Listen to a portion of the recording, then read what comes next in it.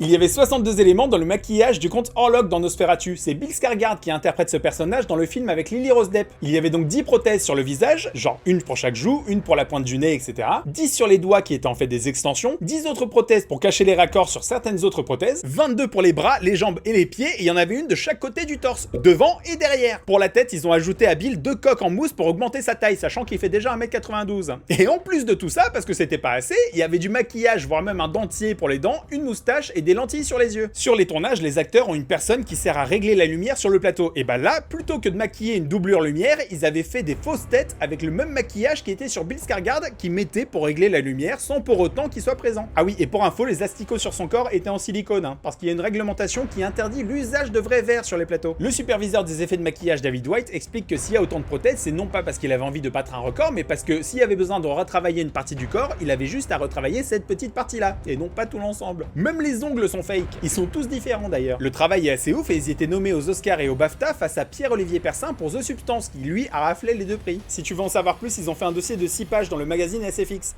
C'est assez passionnant. Et mon amour, il y a Corinne qui s'est fait poser sa prothèse de hanche. Ouais, ça s'est bien passé. Ça grince, mais ça s'est bien passé.